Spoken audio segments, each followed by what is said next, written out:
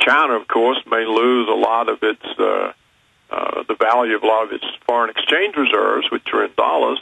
But I don't know that that will particularly hurt them because they've got the technology, they've got the industry, the paper isn't that important to them. And so you may know that Robert Fisk reported from Lebanon last week that China, Russia, including Japan and France, and the Gulf Arab oil interests are already devising a substitute for the dollar when it goes. Now, when it goes, no one really knows. Fisk gives a timeline of 9 years. I myself don't see how the dollar can possibly survive as world reserve currency for 9 more years. And so I think what is going to happen when the dollar loses its status, it's going to put a brake on the ability of the United States to conduct wars. And so we may actually get some peace as a payoff from the collapse of the dollar, because American power will collapse with it.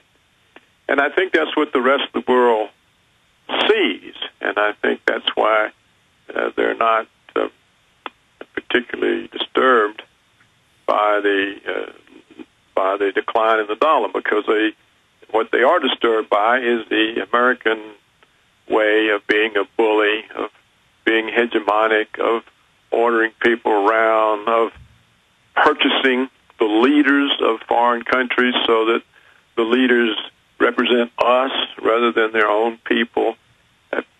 People are tired of that. You know, all the threats that we are always issuing to everybody, not just to Iran, but to everybody. Well, look at how they're trying to use the military. Look at the G20. Look at how they're openly deploying. Now the Pentagon wants 379,000 troops domestically. And in closing here, Doctor, I want to say bye to you in the break because I have a question for you off air. The establishment certainly is full of hubris, the private banking establishment running all these Ponzi schemes. But at the same time, they're gearing up the prisons. They're telling local police, get ready for riots. They've been doing this the last couple of years. They're clearly getting the infrastructure ready for the implosion in the United States. So I think that shows there's a method to the madness and that they've got some tricks up their sleeves, as the Rand Corporation document said last year, start a big new world war. Somehow they've got a trick. The Anglo-American establishment, allied with Israel, has tricks up their sleeves, and it looks like that's going to be war or giant false flags. Your take on that? Well, the only way they can have war is the foreigners will have to finance it. We can't finance it with no money. I mean, the current budget is 50% in the red. So I think, you know, I do agree with you that they've got SWAT teams everywhere domestically. I see them even in these small mountain towns in North Georgia. They've got SWAT teams, which they don't need for any real reason. And so I do think they expect that things are going to get rough for them. And, you know, Gerald Celente and others are predicting that there are going to be riots and there's going to be a revolution.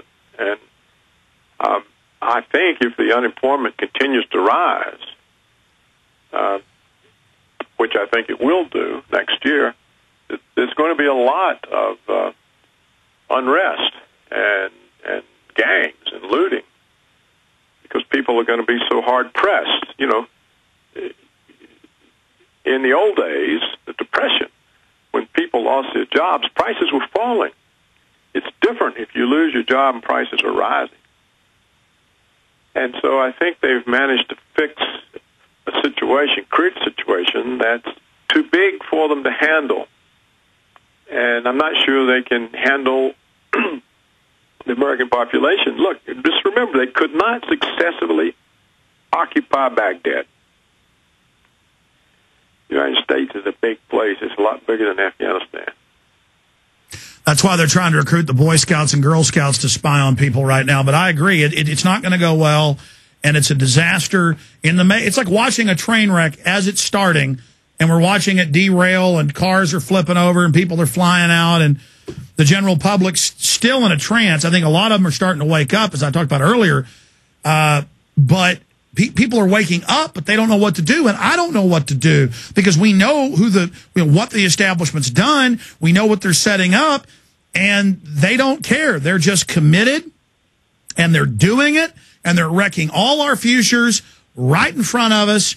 And I think, like Ron Paul has said, we just got to identify who did it so that they don't use this crisis to get even more power, and then hopefully this crisis, like a fever, will get rid of this disease, and then we can rebuild our country, kind of like after the collapse of Russia. Your final comment on that, Doctor?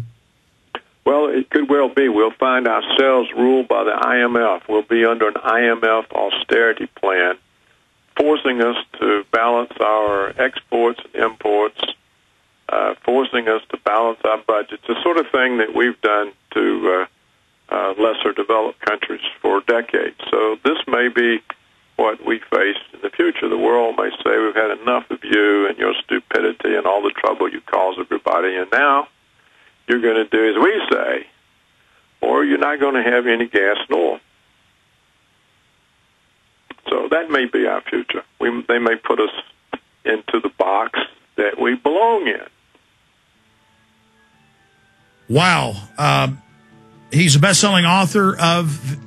tell us about the newest version of your book, Doctor. It's had a second printing, so it's still available, and it will explain to them how the government has turned law away from being a shield of the people into a weapon against the people. All the things you talk about. And it's the tyranny of good intentions. That's right. We'll be right back. Hello.